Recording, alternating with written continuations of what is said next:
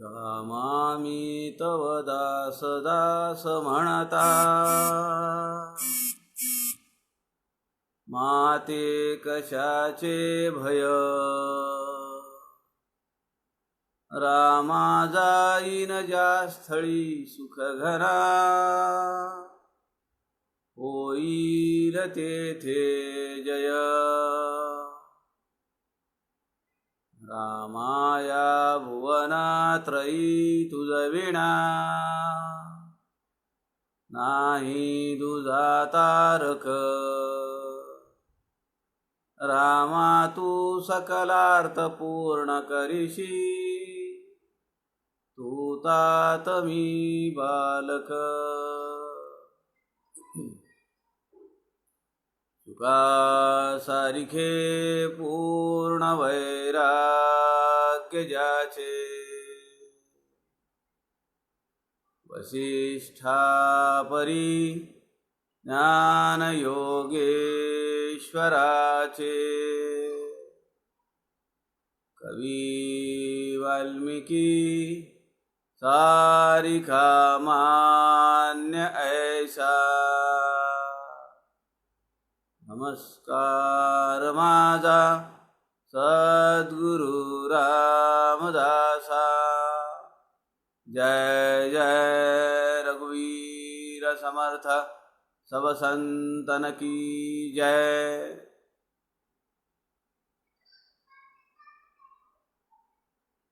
सज्जनाहो नमस्कार.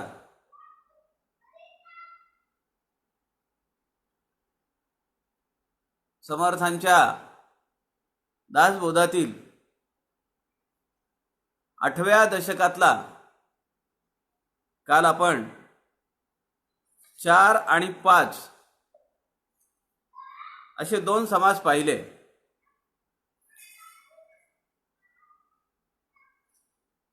सूक्ष्म पंचभूते निरूपण 8.4 आणि स्थूळ पंचमहाभूते स्वरूप आकाश भेदो नाम असा 5वा समास आपण काल 8व्या दशकातला पाहिला.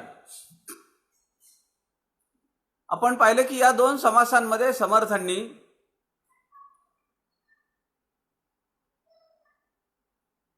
हा पंचमहाभूतांचा कर्दम किंवा त्याचं मिश्रण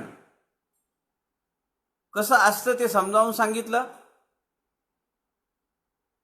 सूक्ष्म रूपात ही पंचमहाभूत ही चराचरामध्ये नटलेली आहेत. त्यांचं प्रमाण कमी जास्त असेल,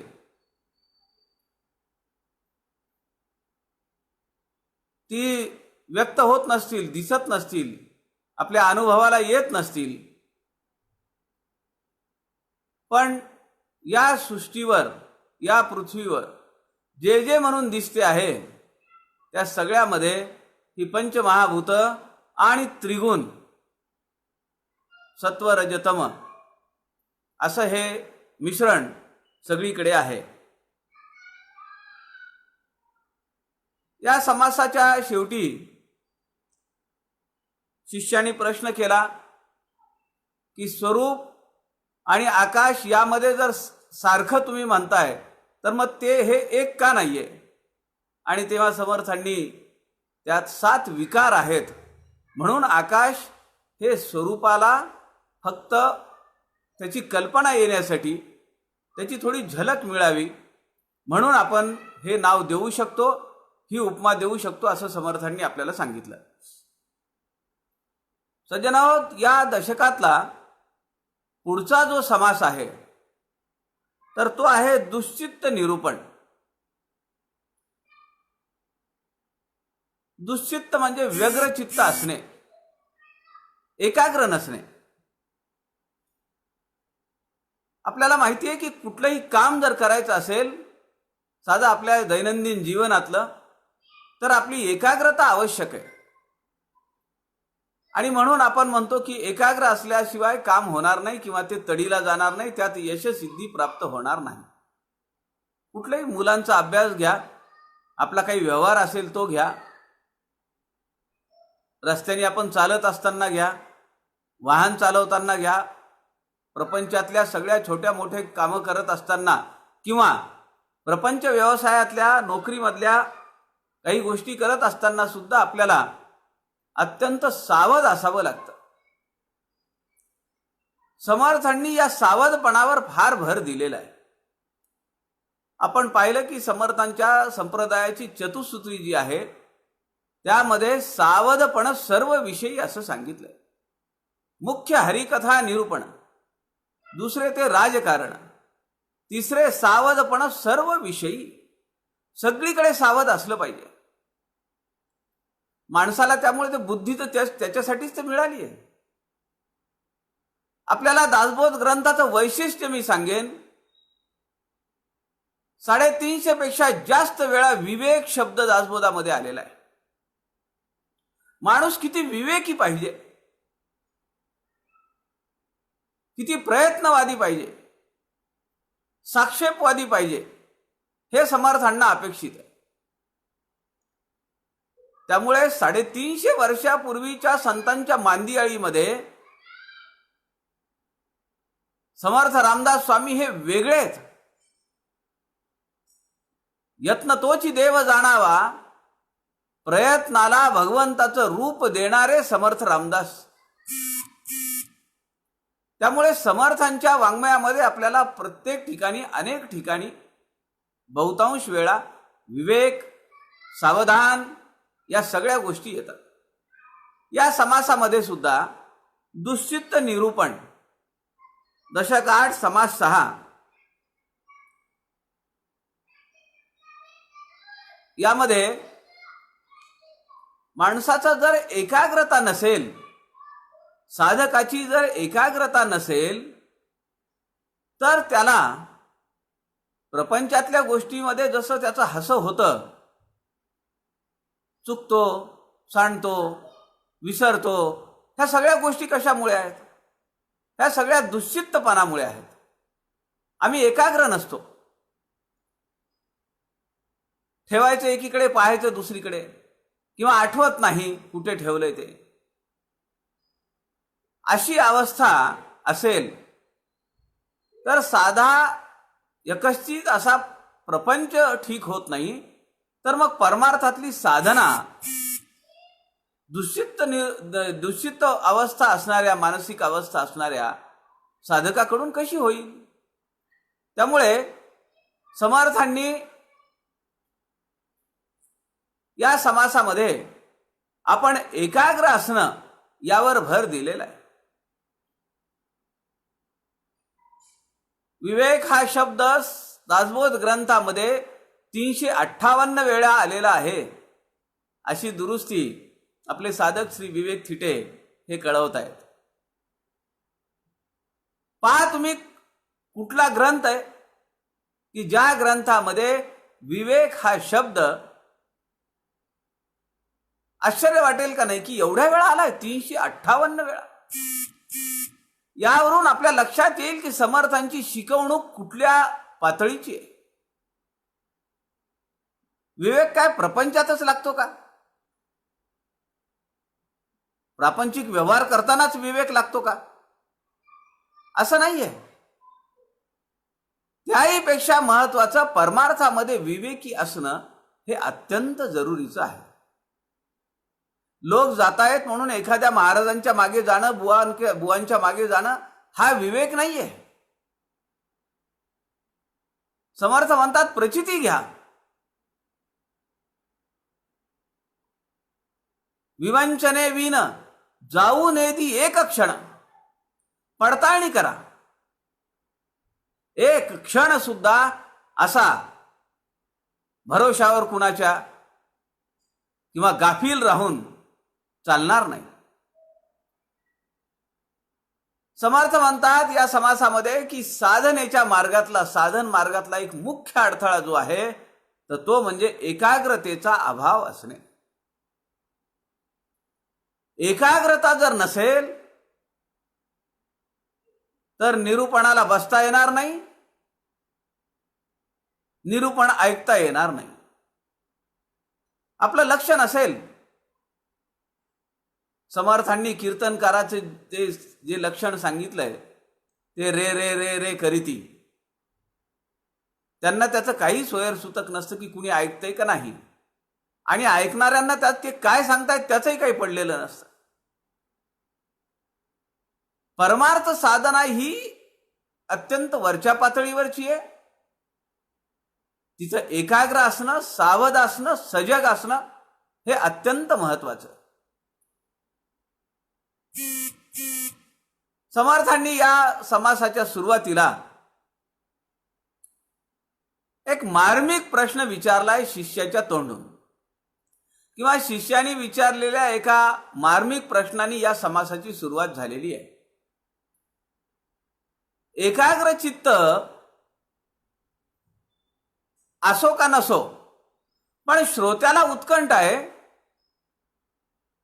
की साधूची संगती धरता, संतांचा सहवास मिळाल्यानंतर मोक्ष किती दिवसात प्राप्त होईल, आत्मज्ञान किती दिवसात आम्हाला प्राप्त होईल, किती वर्ष लागतील, ती कथा आपल्याला माहिती आहे. दोन साधक एक चिंचेच्या झाडाखाली बसलेले होते साधनेसाठी, आणि तिथून एक असेच संत महात्मे चालले होते. त्यापैकी एकाने विचारलं की मी साधनेला सुरुवात केलेली आहे माझ्या सद्गुरूंनी दिलेल्या उपदेशाप्रमाणे, आणि त्यांनी मला सांगितलं की या झाडाखाली बसून साधना करायची आहे. मला ती कैवल्य प्राप्ती होण्यासाठी, ब्रह्मस्वरूपाचं दर्शन होण्यासाठी किती दिवस लागतील. तेव्हा त्या साधूंनी सांगितलं की अरे म्हणाले, या झाडाची पानं जी आहेत, या पानांचे जेवढे पानं आहेत तेवढ्या दिवसानंतर तुला फळश्रुती मिळेल. आता चिंचेचं झाड आहे, दाट आहे, पानंही भरपूर आहेत. त्यांनी विचार केला, अरे या आयुष्यात तर काही शक्य दिसत नाही.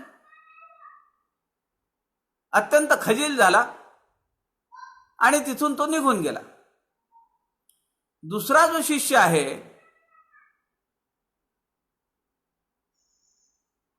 तो दुसरा शिष्य साधूचं हे वाक्य ऐकून, साधूने त्यालाही तेच सांगितलं, तो आनंदाने नाचायला लागला. हरकत नाही म्हणाला, ही जेवढी पानं आहेत तेवढे दिवस संपले की मला फळश्रुती मिळेल, मला ब्रह्मस्वरूपाचं दर्शन होईल, स्वस्वरूपाची प्रचिती मला येईल. तो आनंदाने बेभान होऊन नाचायला लागला आणि साधनेसाठी तयार झाला. असा श्रोता समर्थांनी या ठिकाणी या समासाच्या सुरुवातीला आणलाय आणि त्यांनी विचारलाय प्रश्न, श्रोता विनवी वक्तयासी, सत्संगाची महिमा कैसी, मोक्ष लाभे किता दिवशी, हे मज निरोपावे श्रीराम. शिष्याने प्रश्न विचारलाय की मला मोक्ष किती दिवसात प्राप्त होईल.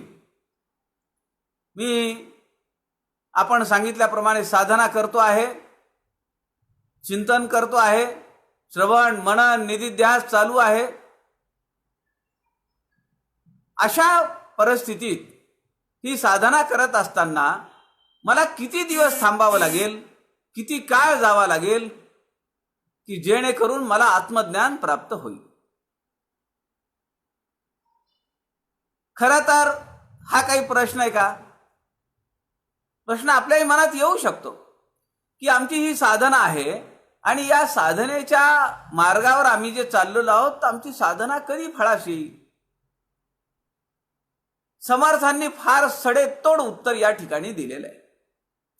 ते म्हणत नाही की 3 वर्षात होईल, 1 जन्मात होईल, 3 जन्मात होईल, 10 जन्मात होईल. समर्थांनी सांगितलं की ज्या दिवशी तुला सद्गुरूंची कृपा झाली तुझ्यावर, त्या दिवशी तुला ज्ञान प्राप्त झालेलं आहे. सद्गुरूंची कृपा होणं म्हणजे ज्ञानाची प्राप्ती आहे. आता त्यावर विश्वास किती ठेवायचा, त्याप्रमाणे तू वागणार का, हा प्रश्न आहे.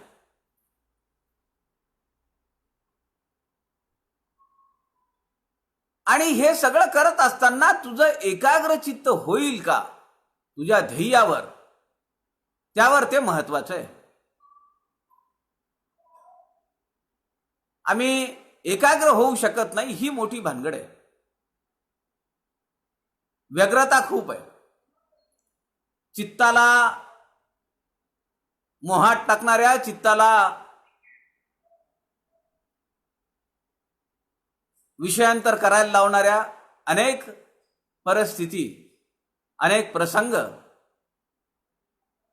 आम्हाला आमच्या साधनेपासून दूर घेऊन जातात. अहो, साधी परवाची पूजा होती वटसावित्री पौर्णिमेची, किती आठवडाभर अगोदर तयारी केली, पण ऐन वेळेवर एखादी वस्तू राहते. आता याला काय म्हणायचं, व्यग्रचित्त नाही तर काय. सगळं ठरलेलं आहे. पंचांग जेव्हा आलं तेव्हाच हा सण, हा उत्सव कधी आहे, त्याला काय काय तयारी लागते, हे सगळं आपल्याला माहिती आहे. पण ऐन वेळेवर आपली स्मृती आपल्याला धोका देते आणि आपण व्यग्रचित्त होतो. समर्थ म्हणतात, ज्या दिवशी संतांचा सहवास तुला मिळेल, संतांची कृपा तुझ्यावर होईल, सद्गुरू तुझ्यावर कृपा करतील, त्या दिवशी तू मुक्त झालास असं समज. आता तू किती एकाग्रतेने हे सगळं करतोस हे महत्वाचं आहे. सज्जनो, एकाग्रतेवर समर्थांनी या समासामध्ये खूप उदाहरणं दिलेली आहेत. एकाग्र असल्याशिवाय आमच्याकडून काहीही होऊ शकत नाही. अहो, खेळ घ्या साधे, खेळांमध्ये किती एकाग्र असावं लागतं. त्या कसरती असतात, जिम्नॅस्टिक्स वगैरे, किती एकाग्र असावं लागतं. थोडा जरी इकडे तिकडे लक्ष विचलित झालं, कपाळ मोक्ष होण्याची शक्यता आहे. नोकरी, व्यवसाय, प्रपंचातल्या जबाबदाऱ्या, सगळीकडे आम्हाला एकाग्र असणं गरजेचं आहे. मग पारमार्थिक साधनेमध्ये तर अत्यंत एकाग्रता आवश्यक आहे, फार महत्वाची आहे. या समासामध्ये समर्थांनी ओवी क्रमांक 8 ते 18 या 10 ओव्यांमध्ये मनुष्याला काय उपमा दिली हो. समर्थ म्हणतात, किती धारिष्ट्याचं आहे बघा, आणि ते पटवून देतात. समर्थ म्हणतात, पाषाणापेक्षा हीन दर्जाचा मनुष्य आहे, आणि ते पटवून देतात. आपल्याला पटतं सुद्धा. एक दगड आहे, त्या दगडापेक्षा मी हीन आहे. आश्चर्य वाटेल की नाही, की दगडापेक्षा आम्ही खालच्या दर्जाचे आहोत का? पाषाण आमच्यापेक्षा श्रेष्ठ आहे का? अत्यंत सुरेख दृष्टांत या ओव्यांमध्ये समर्थांनी दिलेला आहे. समर्थ म्हणतात, टाकीने खपली फोडिली, ते मागुती नाही जडली, मनुष्याची कुबुद्धी झाडिली तरी ते पुन्हा लागे श्रीराम. एक दगड घेतलाय आणि पाथरवटाने, छिन्नी हातोड्याने त्यातून मूर्ती घडवायला चालू केलंय. टाकीने खपली फोडिली, तो जो दगड होता, मोठा दगड, त्याच्या खपल्या काढत गेला पाथरवट. टाकीने खपली फोडिली, ते मागुती नाही जडली. ती खपली पुन्हा लागते का त्या पाषाणाला? पुन्हा चिकटते का? काढून टाकलेला जो भाग आहे तो पुन्हा चिकटत नाही, त्याला येऊन जोडल्या जात नाही. जो तुकडा निघाला तो निघाला.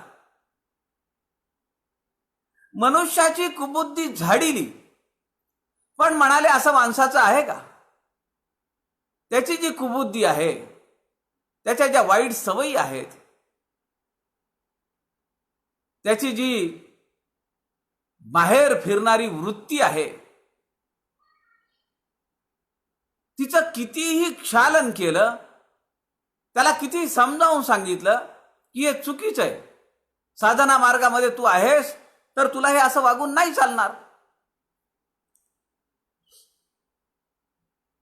पण तसं होतं का? नाही होत. आपण 3:30च्या नंतर 5 मिनिटं एकांतात बसावं आणि यावर विचार करावा की आपल्या आयुष्यामध्ये असे किती प्रसंग आले. आपण मनाला एक ठरवलेलं आहे की एका साधन मार्गावर आपण चाललेलो आहोत. आता इकडे तिकडे पाहणे नाही,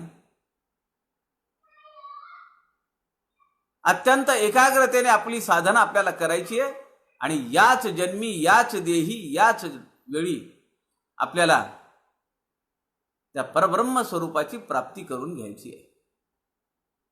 पण असं होत नाही, कारण आमची चित्तवृत्ती, आम्ही एकाग्र नाही होऊ शकत आमच्या साधनेवर.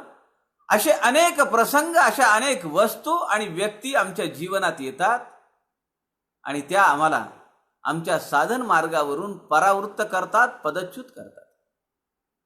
आम्हाला नाही थांबवू शकत. आम्ही त्या भूलभुलैयात अडकून जातो. समर्थांनी किती मार्मिक उदाहरण दिले सांगा. यापेक्षा मनुष्याला हीन, पाषाणापेक्षा हीन लेखणं म्हणजे काय? आणि हे पटवून दिलंय. हे आपल्याला पटतं का नाही? मी तुम्हाला म्हणालो 3:30च्या नंतर एकांतात बसून 5 मिनिट आपण यावर आत्मपरीक्षण केलं पाहिजे. आणि आपल्या आयुष्यात किती प्रसंग आले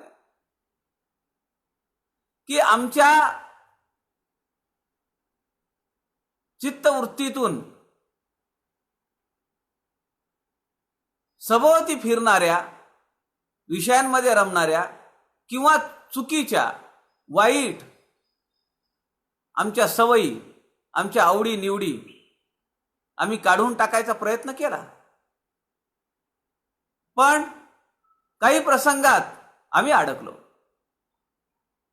समर्थांनी या ठिकाणी हे तर उदाहरण दिलेलंच आहे, हा दृष्टांत दिलाय. पण समर्थ पुढे जाऊन असं म्हणतात की माणसापेक्षा या जमिनीमध्ये जे काही पाषाणाचेच रूप असलेले, पाचू, माणक, हिरे,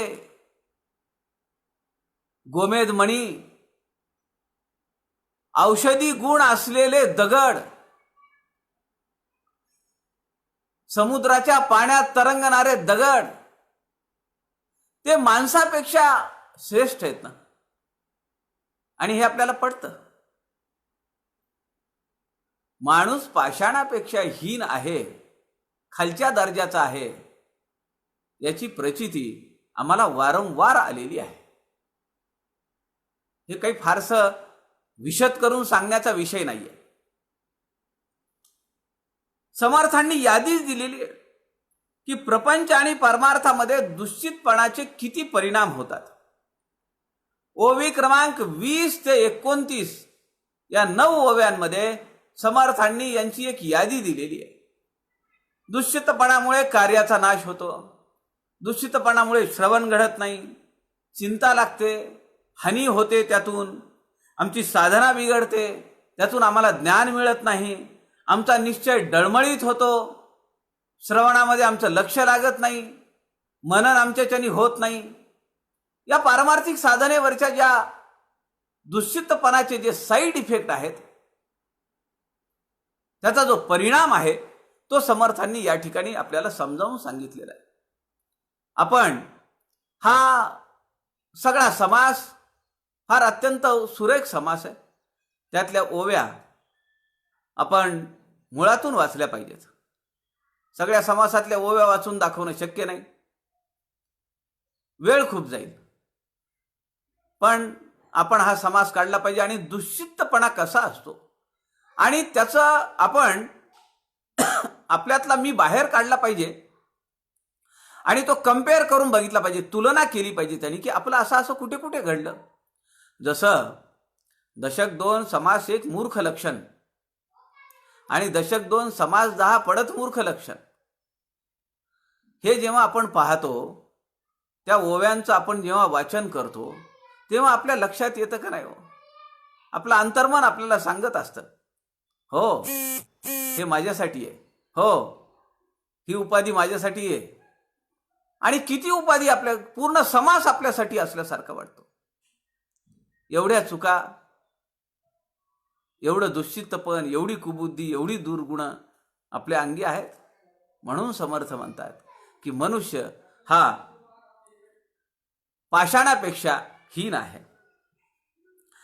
समर्थांनी या साधन मार्गातील किंवा मोक्ष प्राप्तीतील ही जी काही साधन आहे, या साधनेमध्ये जशी एकाग्रता आहे, पण एकाग्रतेच्या मुळाला असलेले 3 शत्रू इथं वर्णन केलेले आहे. निद्रा, आळस, दुश्चित्तपण हेच मूर्खाचे लक्षण. येणे करिता निरूपण उमजेची ना श्रीराम. निरूपण सांगायला किंवा निरूपण उमजायला, समजण्यासाठी या मार्गातले 3 धोके, 3 मोठे शत्रू समर्थ रामदास स्वामींनी इथं यादी केली आहे, एनलिस्ट केलेले आहेत. समर्थ म्हणतात, नंबर 1 दुश्चित्तपण, व्यग्रचित्त असणे, एकाग्र नसणे, कॉन्सन्ट्रेशन होत नाही. धड देवळात तर चित्त पायतनात किंवा चित्त घरात. रस्त्यावरनं चाललेलो आहे, पण ट्रॅफिककडे लक्ष नाही, समोरून येणाऱ्या वाहनाकडे लक्ष नाही. अशा वेळी काय होणार? समर्थ म्हणतात दुश्चित्तपणा, त्यानंतर आळस आणि निद्रा, 3 गोष्टी आहेत की ज्या या साधन मार्गातल्या मोठ्या शत्रूच्या ठिकाणी आहेत. बघा तुम्ही, जेव्हा आपला कार्यनाश होतो किंवा आपलं कार्यामध्ये लक्ष नसतं, तेव्हा आपल्याला आळस येतो. कामात जर आपलं लक्ष असेल तर आपल्याला ते काम आवडीचं वाटायला लागतं. रात्रीचं सुद्धा आपल्याला झोप लागत नाही, कारण ते आवडीचं काम आहे, आपल्या मनाजोगतं काम आहे. असं बऱ्याच वेळा होतं. किंवा झोप येत नाही म्हणून आपण एखादं काम करतो, ते आपल्या आवडीचं असतं, कंटाळवाणं नसतं. समर्थ म्हणतात कार्याचा नाश जेव्हा होतो, कार्यामध्ये जेव्हा लक्ष लागत नाही, कंटाळवाणं होतंय, त्यातला रस निघून जातो, त्यानंतर येतो आळस. मग काहीच करावं वाटत नाही. आणि आळस आला की त्या पाठोपाठ येते निद्रा. समर्थांनी निद्रा निरूपण एक समास लिहिला आहे, फार सुरेख समास आहे. समर्थ म्हणतात जांभया देऊन निद्रा पडे. जांभई येते म्हणजे कंटाळवाणा आणि व्यग्रचित्ताचं एक लक्षण आहे. एक उदाहरण घ्या की तुम्ही एक महत्वाचा विषय किंवा काही महत्वाचा प्रसंग घरामध्ये सांगत आहात किंवा मित्रांना सांगत आहात. तुम्हाला असं वाटतं की हे कधी सांगावं त्याला आणि व्यवस्थित सांगावं, त्याने सुद्धा एकाग्र चित्ताने हे ऐकावं. महत्वाचा विषय तुमच्या दृष्टीनं आहे आणि समोरच्या माणसाचं जर कॉन्सन्ट्रेशन त्यात नसेल,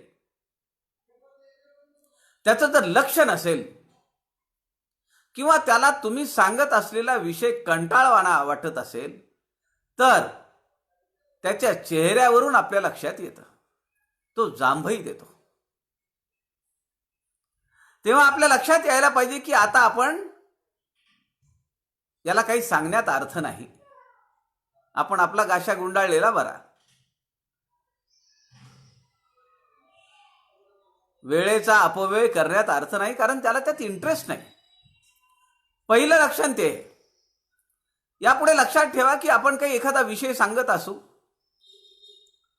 महत्वाचा विषय, तातडीचा विषय, आणि समोरच्या माणसाच्या चेहऱ्यावर ते ऐकून घेण्याचं जर लक्ष नसेल, तो इकडे तिकडे पाहत असेल किंवा जर जांभई येत असेल, तर आपण आपला विषय थांबवला पाहिजे. समर्थांनी या ठिकाणी निद्रा, आळस, दुश्चित्तपणा एकामागे एक लावलेले आहेत. सगळ्यात शेवटी निद्रा येते आणि समर्थ म्हणतात की याच्यासारखा मूर्ख माणूस दुसरा कुणी नाही. तो साधक नाहीये. साधकाला जर दुश्चितपणा आवरता येत नसेल, आळस आवरता येत नसेल, निद्रा आवरता येत नसेल, तर कसली साधना करणार?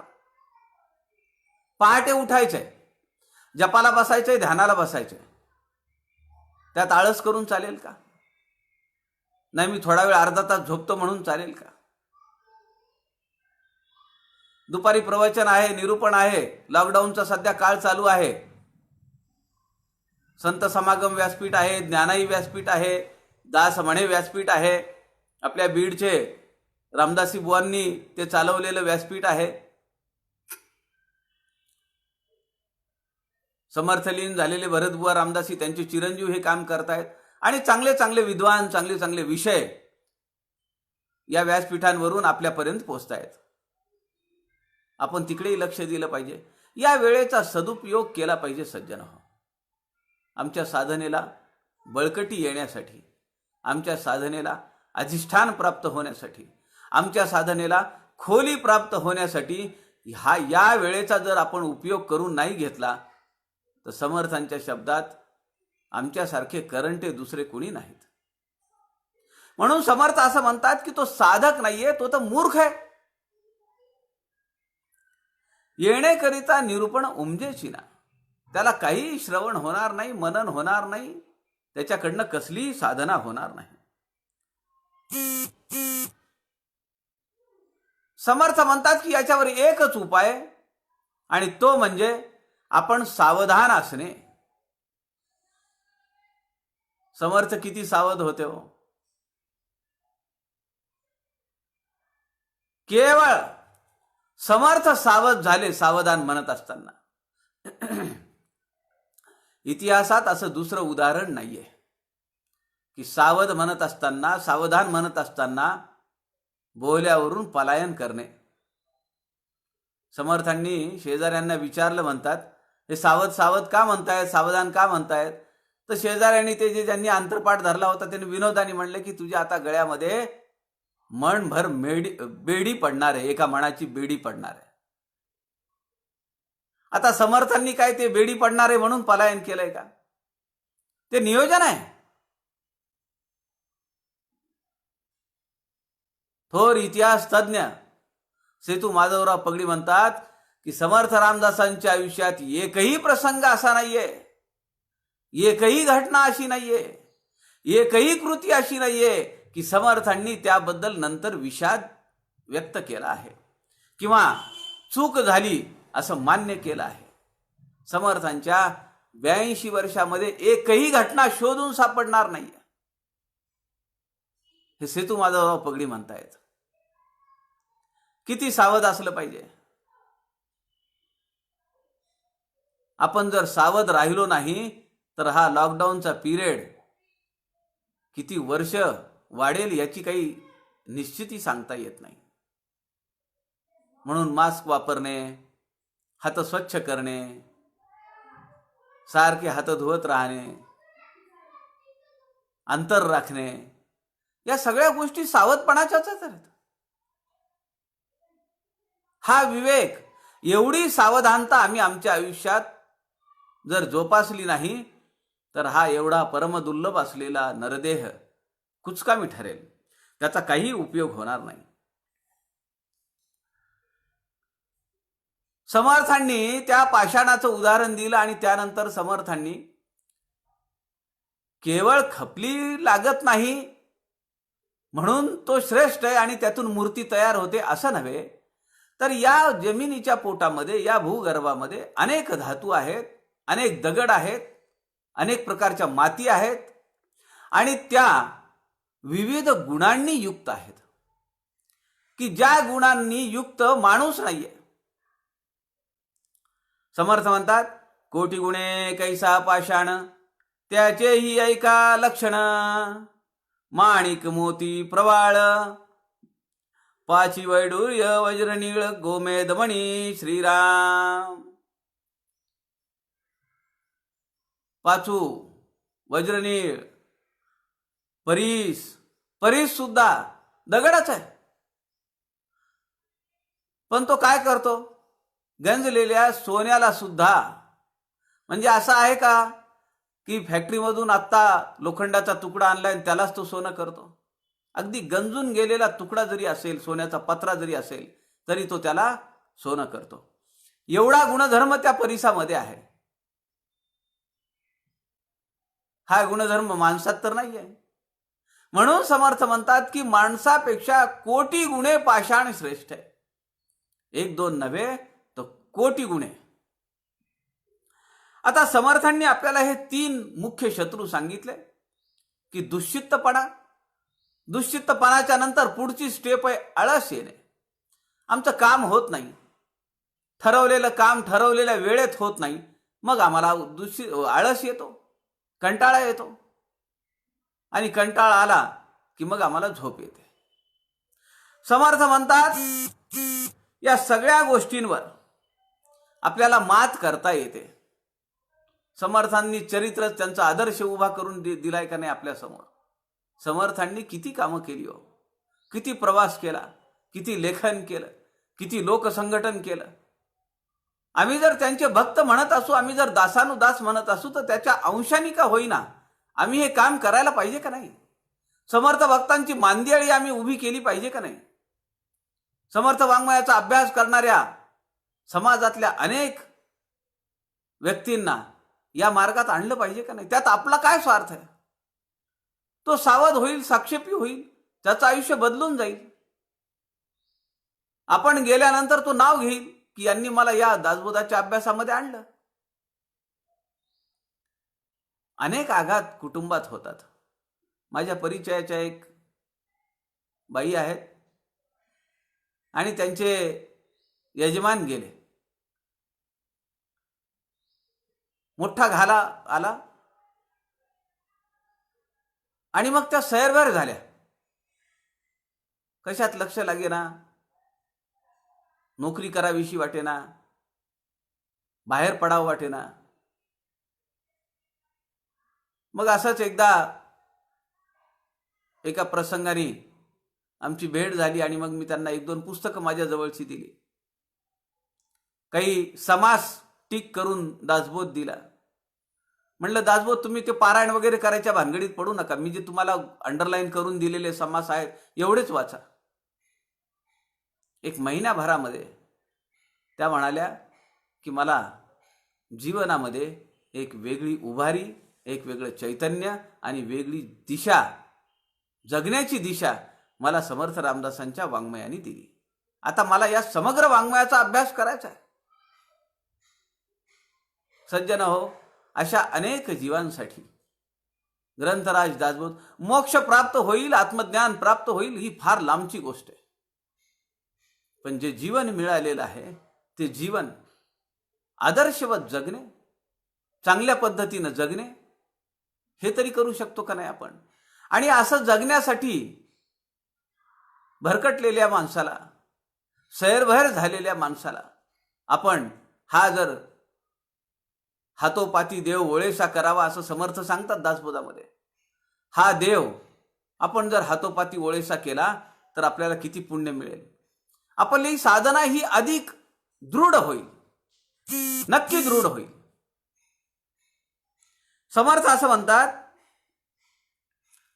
जर आपण सावधान राहिलो तर दुश्चित्तपणावर विजय मिळवता येतो, त्यावर मात करता येते.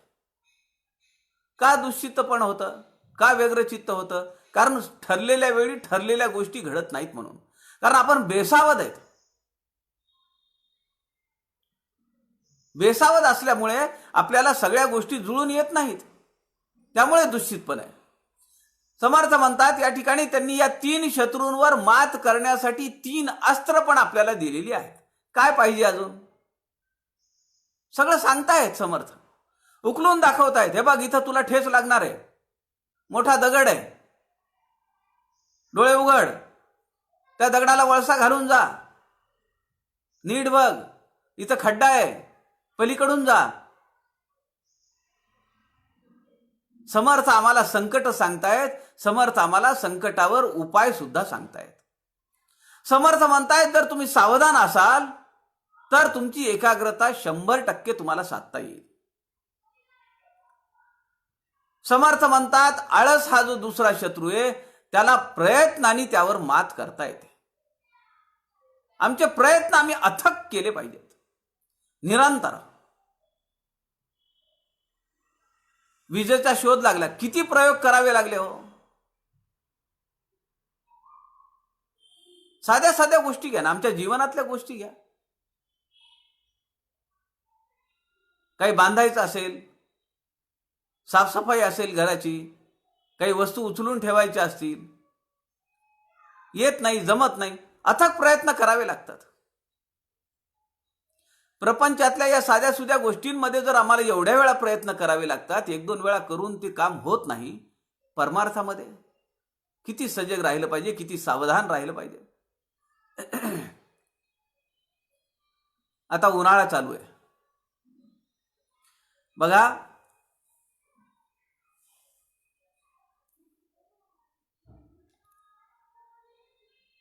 समर्थांनी दासबोधामध्ये या पृथ्वीच्या पाठीवर असणारे सगळे जीव जंतू बुद्धीच्या बळाने चालतात, विवेकाच्या मार्गावर चालतात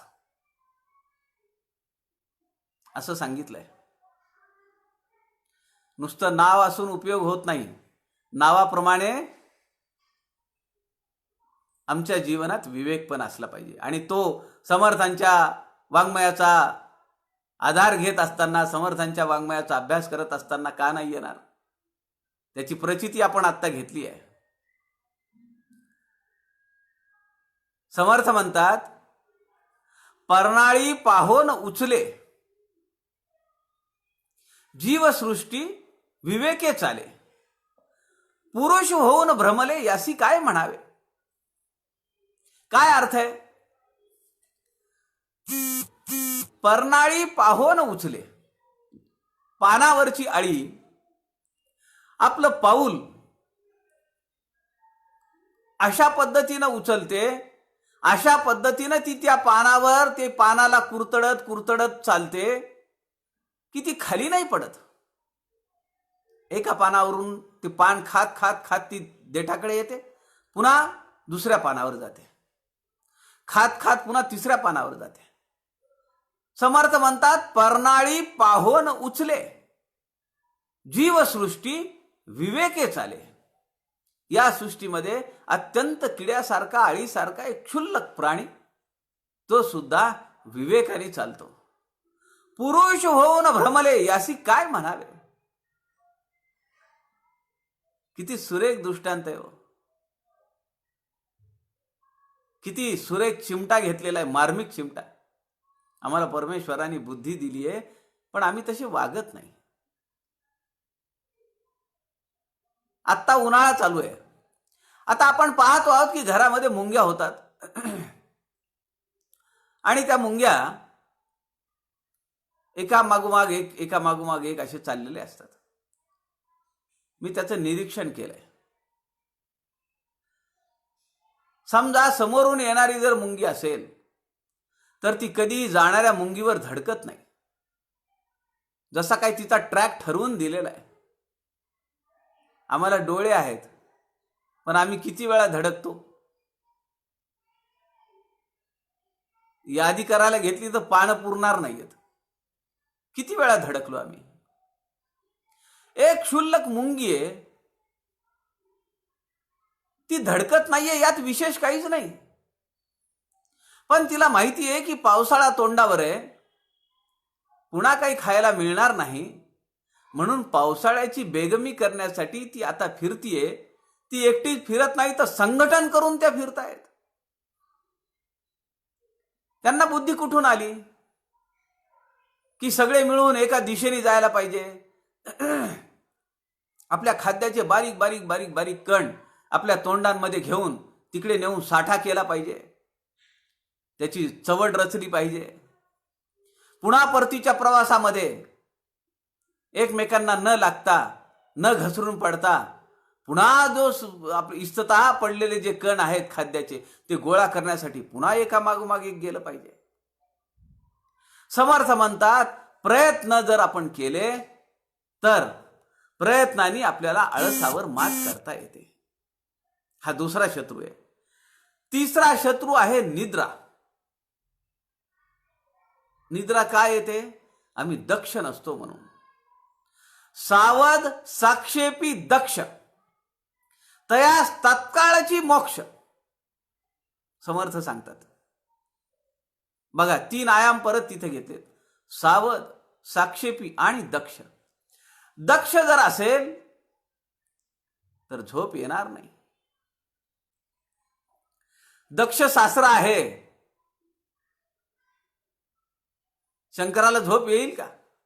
तो सासरा काय करेल त्याचा नेमच नाही. आपल्याला माहिती आहे ती कथा सगळी. समर्थ म्हणतात या 3 गोष्टी, 3 संकट आहेत. दुष्चितपण, जर सावध राहिलं तर दुष्चितपणापासून आपण विजय मिळवू शकतो. प्रयत्न,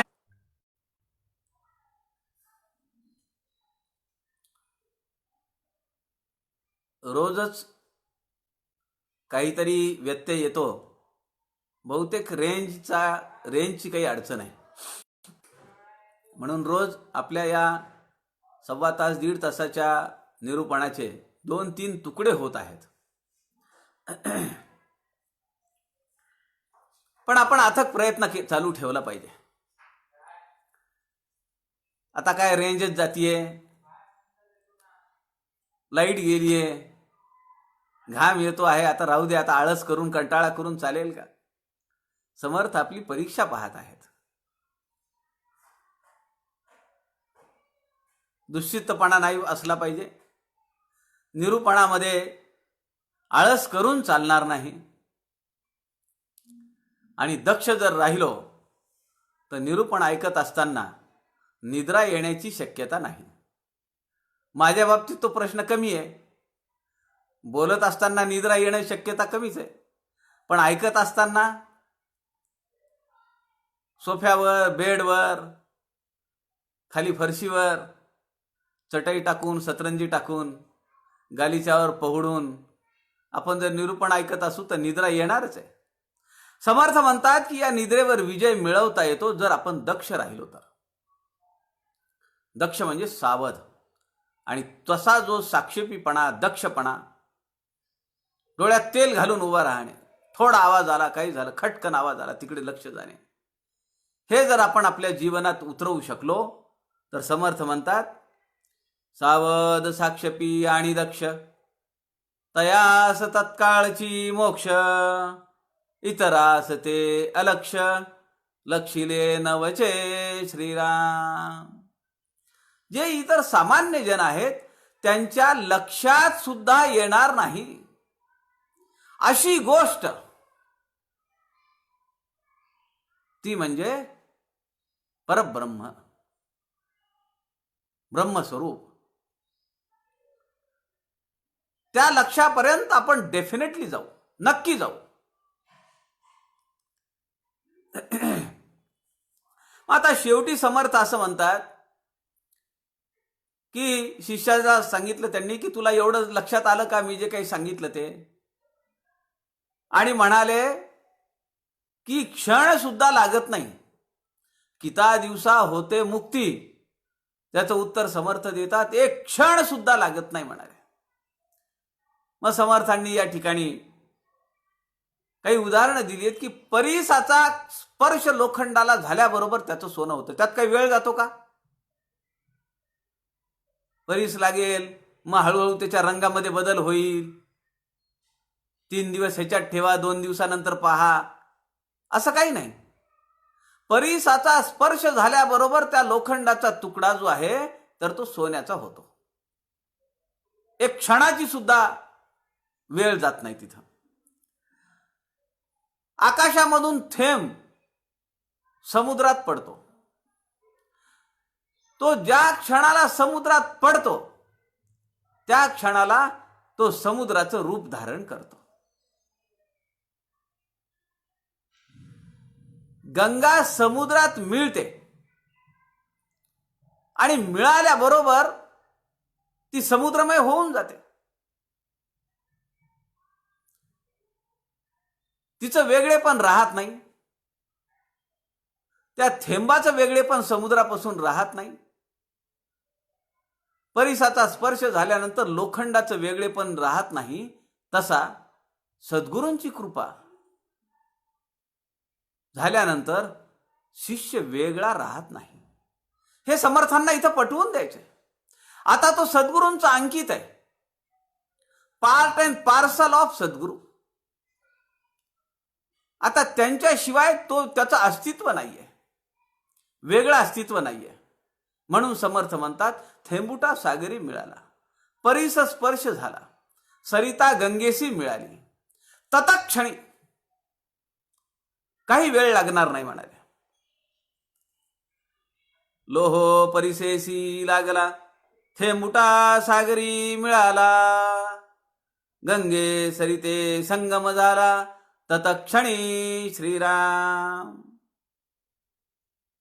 आणि या ठिकाणी समर्थांनी यापुढे ओवी क्रमांक 29 ते 36 या ओव्यांमध्ये आळसाचे दुष्परिणाम सांगितलेले आहेत.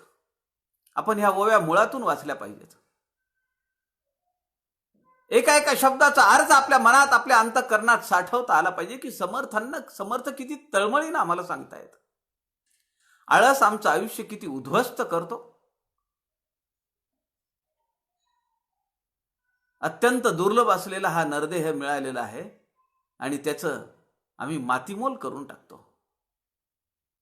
आळस, साधनेतला आळस, अभ्यासातला आळस, प्रपंचातला आळस, व्यवहारातला आळस. खूप उदाहरणं समर्थांनी ओवी क्रमांक 29 ते 36 यामध्ये दिलेले आहेत. आणि एवढं समजावून सांगितल्यानंतर समर्थांची खासियत आहे. सज्जनाओ, समर्थ आपल्या सगळ्यांची परत क्षमा मागतात आणि म्हणतात की मी जे हे सगळं तुम्हाला सांगतो आहे, वारंवार बोलतो आहे, थोडं जरा कठोर बोलतो आहे, तुमच्या उणीवांवर, दोषांवर बोट ठेवून बोलतो आहे, पण हे सगळं तुमच्या भल्यासाठी बोलतो आहे. अवगुण त्यागावया कारणे, न्याय निष्ठुर लागे बोलणे, श्रोती कोपन धरणे, ऐसिया वचनांचा श्रीराम. कृपा करून मी जे तुम्हाला बोललो आहे त्याचा तुम्ही राग धरू नका बरं. मनामध्ये माझ्याबद्दल काही विकल्प आणू नका बरं. मी हे तुमच्या भल्यासाठी बोलतो आहे. किती नम्र भाव, किती अर्जवी वृत्ती समर्थांच्या अंगी हो. आमच्या जीवनात आम्हाला दिसेल काय असं? थोडा अभ्यास झाला, थोडं बोलायला यायला लागलं, थोडं काही आम्ही लिहिलं की आमचा अहंकार दाटून येतो. आता काय मी लेखक झालो, आता काय मी प्रवचनकार झालो, आता काय मी परिसमीक्षक झालो, आता काय मी अजून काय काय झालो. समर्थांच्या चरित्राकडे पाहून, समर्थांच्या वाङ्मयाकडे बघून आम्हाला हे सगळं शिकलं पाहिजे. आम्हाला आमच्या जीवनात त्याचा जर निदिध्यास, त्याचं जर आचरण नाही करता आलं तर या शिक्षणाचा उपयोग काय, या अभ्यासाचा उपयोग काय, सांगा मला. समर्थांनी माफी मागितली आपल्या सगळ्यांची. खरंच समर्थांच्या नम्र भावाची परिसीमा आहे, त्याला सीमा नाहीये हो. हा समास इथं संपतो.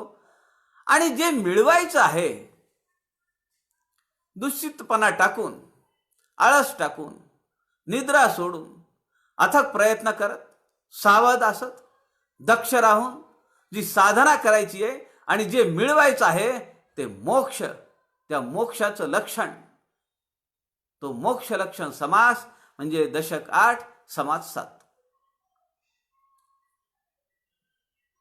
समर्थांनी या समासामध्ये मोक्ष प्राप्तीतला, साधन मार्गातला एकमेव दुश्चितपणा जो मागच्या समासामध्ये सांगितला, या समासामध्ये तात्काळ मोक्ष कसा मिळू शकतो,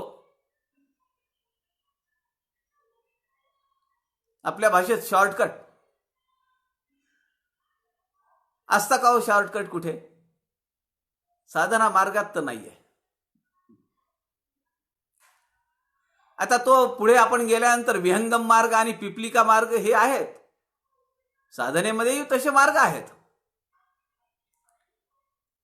आपण पिपलिका मार्गाने जायचं, मुंगीच्या पावलाने जायचं, का पक्षाच्या गतीने वेगाने जायचं, तरी पण त्याला आपली साधना कितपत दृढ आहे, किती एकाग्रतेने आपली साधना होतीये हे आवश्यक आहे. समर्थ म्हणतात मोक्ष ही संकल्पना म्हणजे जन्म मृत्यूपासून मुक्तता. आणि अनेक संतांनी अनेक शास्त्र ग्रंथांमध्ये मोक्षाची संकल्पना, मोक्षाची व्याख्या सांगताना हेच सांगितलंय, आत्मज्ञानाची प्राप्ती. मी कोण आहे, माझं स्वरूप काय, हे मला समजलं पाहिजे. म्हणून समर्थ परत या ठिकाणी सांगतात, संतांच्या सहवासाचं महत्व समर्थांनी किती वेळा सांगितलंय. हा एक उपक्रम आपल्याला करता येऊ शकतो. ग्रंथराज दासबोधामध्ये समर्थांनी संतांच्या सहवासाचं महात्म्य, साधूंच्या सहवासाची गरज किती ठिकाणी सांगितली, अशा ओव्या आपण काढल्या पाहिजेत. समर्थ परत या समासामध्ये संतांचा सहवास, त्यांची सेवा आणि त्यांचा उपदेश यावर भर देत आहेत. तदविद्धी परिप्रश्नेन सेवया, हे आम्हाला आमच्या साधनेमध्ये करता आलं पाहिजे. अर्थात तद्विद्धी म्हणजे शरणागती, अनन्य शरणता.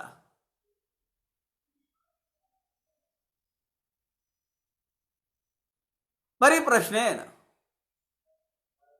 उपदेश, सद्गुरू आम्हाला काय उपदेश देतात तो आपण ऐकला पाहिजे, त्यावर मनन चिंतन केलं पाहिजे आणि ते आपल्या आचरणात, आपल्या साधनेचा एक भाग म्हणून त्याकडे आपण पाहिलं पाहिजे.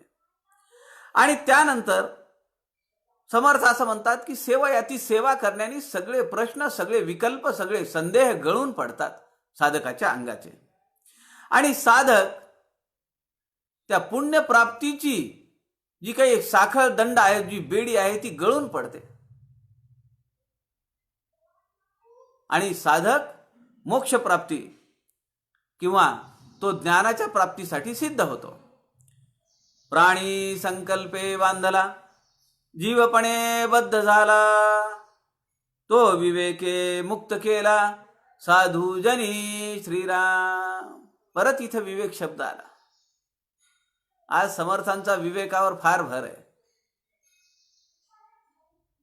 समर्थ सांगतात की आत्मानात्म विवेक, सारासार विवेक, नित्यानित्य विवेक, 3 विवेकाचे प्रकार समर्थांनी दासबोधामध्ये वर्णन केलेले आहेत. या विवेकाच्या बळावर सद्गुरू जो संकल्पाने बांधलेला साधक आहे, त्याची साधना एका बंधनात आहे. काय, त्यांनी एक संकल्प केलेला आहे की मला ही फळप्राप्ती व्हायची आहे. हा सुद्धा संकल्प आहे का नाही, की मला ज्ञान प्राप्ती झाली पाहिजे, हा सुद्धा संकल्प आहे, ही सुद्धा वासना आहे. साधनेच्या पाठीमागे आम्हाला काहीतरी फळ मिळालं पाहिजे, हा मनामध्ये भाव येणं, हा बंधन नाहीये, हे एक बंधन नाहीये. आम्हाला बांधून घेतलेलं नाहीये त्या वासनेने. समर्थ म्हणतात की संकल्पनेतून सामान्य माणसाचं वर्णन समर्थांनी पुढे केलेलं आहे. फार सुरेख वर्णन आहे, मार्मिक वर्णन आहे. समर्थ सांगतात की असा जो सामाजिक साधारण माणूस असतो, त्याने कुठेतरी कुठल्या तरी प्रवचनात, निरूपणात, कथा कीर्तनात ऐकलेलं असतं की आपण काहीतरी अन्नदान केलं पाहिजे म्हणजे मोक्षाला जातो, तीर्थयात्रा केली पाहिजे म्हणजे मोक्षाला जातो, काही दान केलं पाहिजे, आर्थिक दान देणगी दिली पाहिजे म्हणजे मोक्षाला जातो, असं त्यांनी कुठेतरी ऐकलं पाहिजे. आणि मग समर्थ असं म्हणतात, रुका आडका हा देतो. समर्थांच्या काळातलं ते चलन आहे. आजच्या काळामध्ये 1000 रुपये, 5 रुपयाचा कॉईन,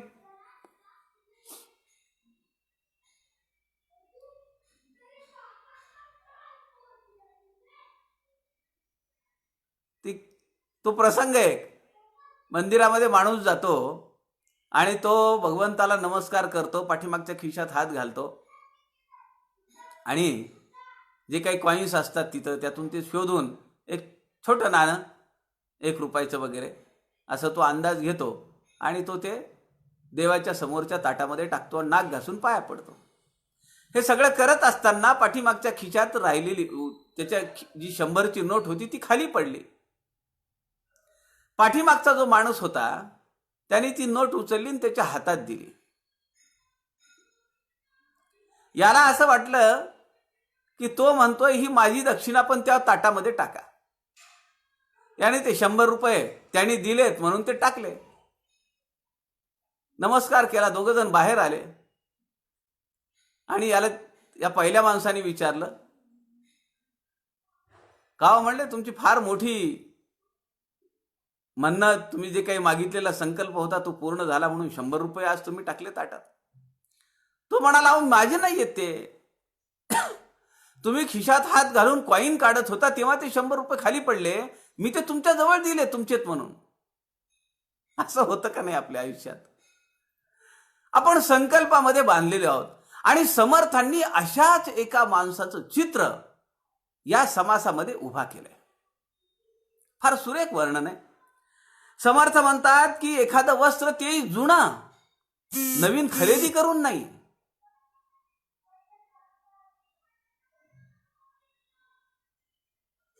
ते जुनं वस्त्र तुटकं फाटकं असं तो देतो आणि त्याला वाटतं की मी वस्त्रदान केलेलं आहे.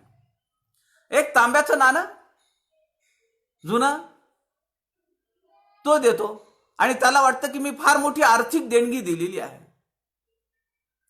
पोटभर सुद्धा नाही, एका छोट्या ताटलीमध्ये काहीतरी नैवेद्यासारखं असं काहीतरी करतो आणि तो कुणाला खायला देतो आणि त्याला वाटतं की मी त्याला पोटभर आता खाऊ घातलंय, म्हणजे माझ्या तुकड्यांचा ढीग वर झालेला आहे, अशी त्याची धारणा होते असं समर्थ म्हणतात. बघा काय समर्थांनी आपल्या मानसिकतेवर, विकृत मानसिकतेवर त्याचा पर्दाफाश केलाय. आम्ही कधी कुणाला जेवू घातलं तर आम्हाला असं वाटतं की आमच्या तुकड्यांचा म्हणजे जेवणाचा आमची पुढची तयारी, ढीग तयार करून ठेवलाय. पुढच्या जन्मी आम्हाला काही कमवायची गरज नाही, कारण आता आम्ही लोकांना दान धर्म केलेला आहे. असे अनेक मार्मिक दृष्टांत समर्थ या ठिकाणी देतात. समर्थ असं म्हणतात की असं करणं, अशी संकल्पना मनात येणं म्हणजे पुढच्या जन्मीचा बयाना देणं आहे. या जन्मी मी वस्त्रदान केलं आणि मनात एक येतं की ठीक आहे, यावर्षी केलं, या जन्मी केलंय, पुढच्या जन्मी आपल्याला चांगली वस्त्र मिळावीत म्हणून आपण हे पुण्यकर्म करतो आहोत. समर्थ म्हणतात पुढच्या जन्मी असा संकल्प पुढच्या जन्मासाठी करणं म्हणजे पुढचा जन्म घेणं आहे. अहो, यातून तर सुटका पाहिजे आम्हाला, मग आम्ही हे काय करतो आहोत? म्हणून सज्जन हो, समर्थ कधी सकाम भक्तीच्या नादी कुणाला लावत नाहीत. महिनाभर दिवा लावा म्हणजे तुमच्या डोळ्याचा चष्मा जाईल. महिनाभर येऊन मठामध्ये झाडलोट करा म्हणजे तुमच्या घरात दारिद्र्य जाईल. महिनाभर किंवा दर गुरुवारी या पोथीचं पाठांतर करा, पठन करा म्हणजे तुमच्या मुलीचं लग्न जुळेल. समर्थांच्या कुठल्याही वाङ्मयामध्ये तुम्हाला हे सकाम भक्ती सापडणार नाही. हे वैशिष्ट्य आहे समर्थांच्या वाङ्मयाचं. म्हणून आमचे समर्थ रामदास सगळ्यांना मानवत नाहीत हो. अडचण तिथे. जनांचा लालची स्वभाव आरंभीच म्हणती देव, म्हणजे काहीतरी देव ऐसी वासना, अशी वासना घेऊन ज्यांचा जन्म या जन्म भूतलावर आलेला आहे आणि मृत्यू होईपर्यंत, मृत्यू येईपर्यंत सुद्धा जे वासनेतून बाहेर पडत नाहीत, अशाला कसा मोक्ष लाभेल सांगा मला. समर्थ पुढे असं म्हणतात की पुढचा जन्म मला चांगला मिळेल आणि मग मी मुक्त होऊन मोक्ष प्राप्त करीन. हे म्हणणंच चुकीचं आहे. उलट आमची धारणा अशी पाहिजे की याच जन्मामध्ये मला मोक्ष मिळाला पाहिजे, याच जन्मामध्ये मला माझं ज्ञान मिळालं पाहिजे, माझ्या स्वस्वरूपाची प्रचिती मला आली पाहिजे. अशी धारणा घेऊन आम्ही आमची साधना करत राहिलं पाहिजे. समर्थांनी अत्यंत परखड सवाल विचारला या समासात. आपल्याला आश्चर्य वाटेल, समर्थांची शब्दरचना कधी अशी एका टोकाला जात नाही. समर्थ मार्मिक बोलतील, समर्थ चिमटा काढतील, समर्थ तुमच्या वैगुण्यावर सांकेतिक बोट ठेवतील. पण समर्थ कुणाची लाज काढतील का? पण या ठिकाणी समर्थांनी एक ओवी योजली आहे. समर्थांना राग आलाय. समर्थ म्हणतायत की अरे हा तुला अत्यंत दुर्लभ असलेला, अत्यंत परिश्रमाने, अत्यंत कष्टाने मिळालेला देह आहे आणि तू असा वाया घालवणार.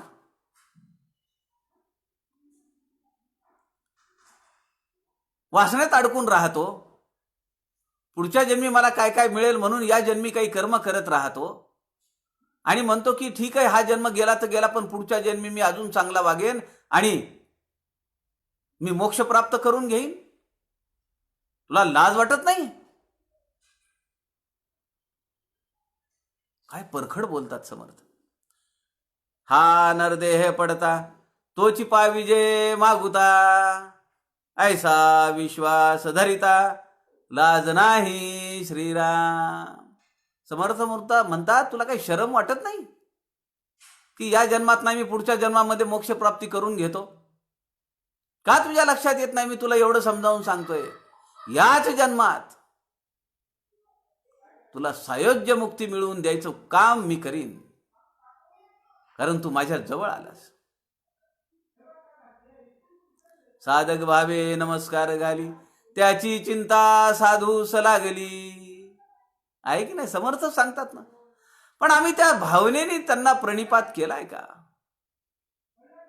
त्या भावनेने आम्ही त्यांची सेवा करतो आहोत का? जर आम्ही त्या पातळीवर जाऊ, अनन्य शरणागत होऊ, समर्थांच्या वचनावर दृढ विश्वास ठेवू, आम्ही आमची साधना जर करत राहिलो तर याच जन्मामध्ये मोक्ष प्राप्ती आहे.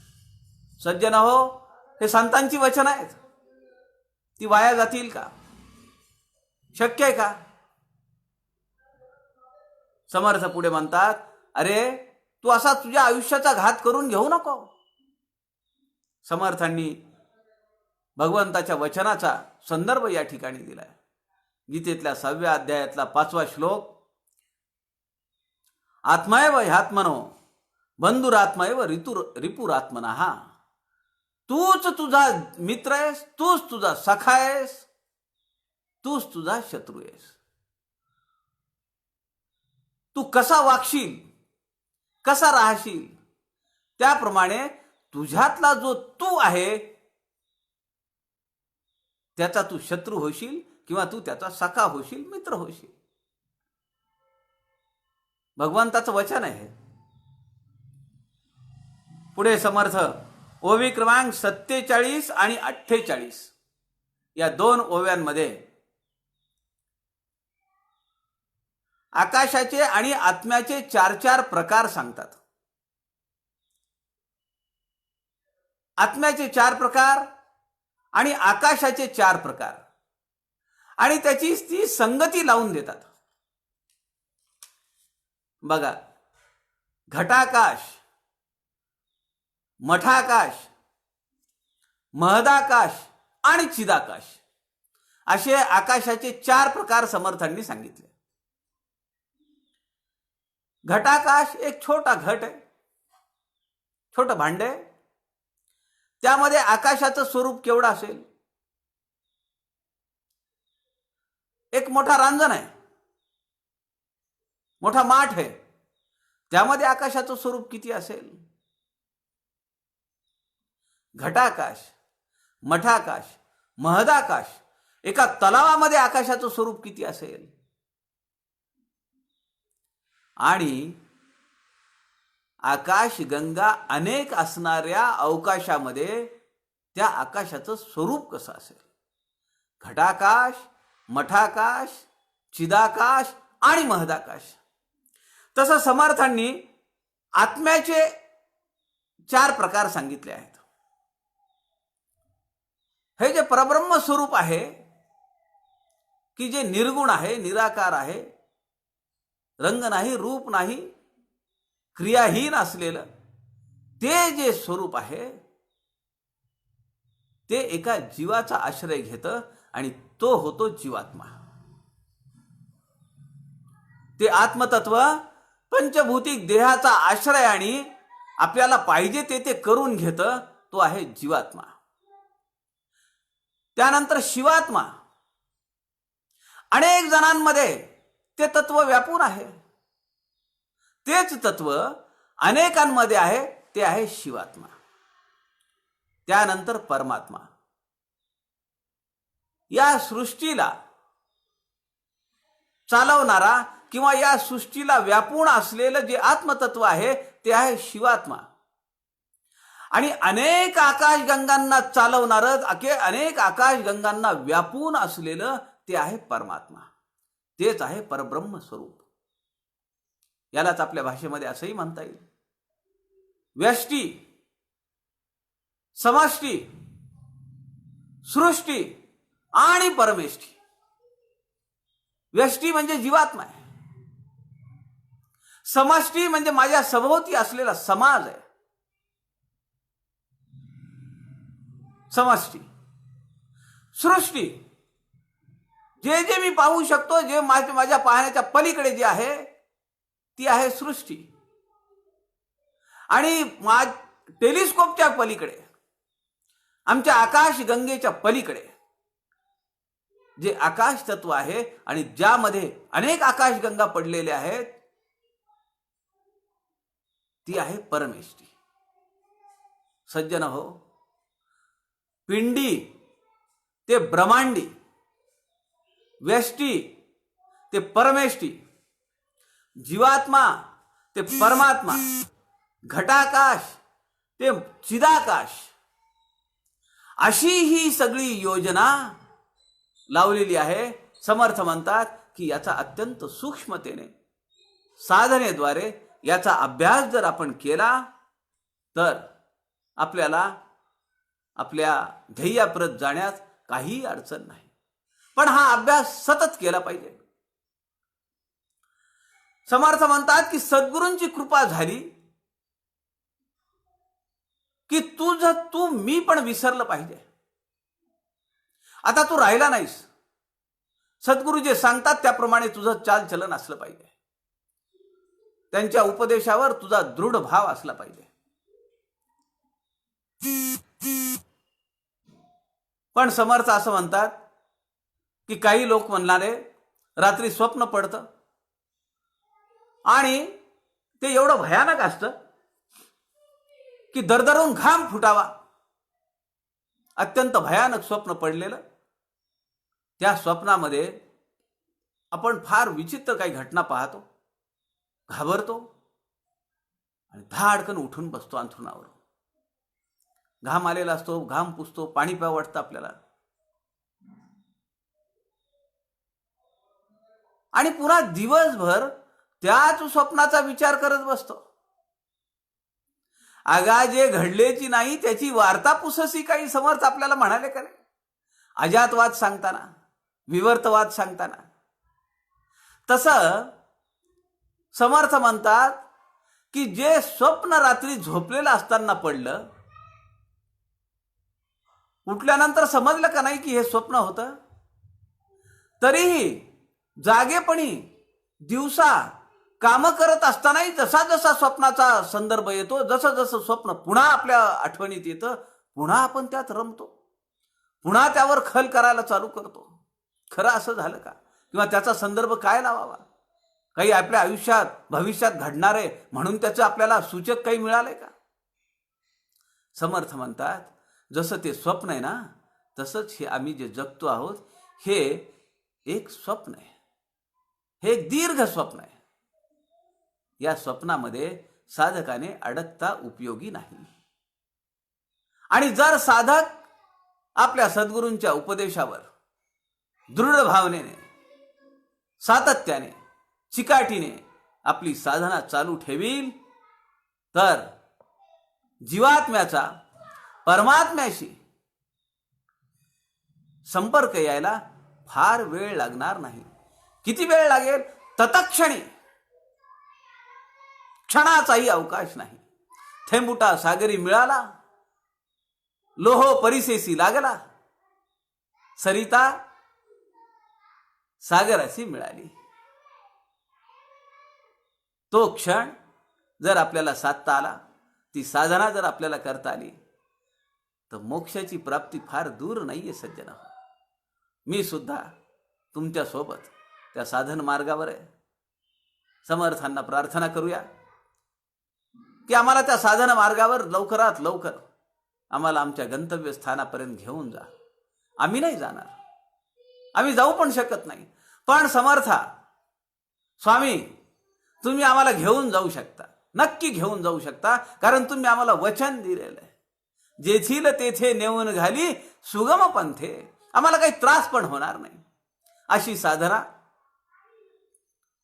अशी सायुज्य मुक्ती, असं ब्रह्मज्ञान प्राप्ती, अशी आत्मज्ञानाची प्राप्ती, अशी कैवल्य प्राप्ती आपल्या सगळ्यांना प्राप्त हो, अशी प्रार्थना समर्थांच्या चरणी करू. तुमच्या हृदयस्थ परमेश्वरास वंदन करतो. सज्जन हो, उद्या जिल्हाधिकारी कार्यालयामध्ये एक महत्त्वाची बैठक असल्यामुळे ती बैठक 1 वाजता आहे. त्यामुळे 2 वाजेपर्यंत येणं शक्य नाही. त्यामुळे उद्या आपण 2च्या ऐवजी उद्या दुपारी 2:30 वाजता आपण आपल्या ग्रंथराज दासबोधाच्या निरूपणासाठी सुरुवात करूया.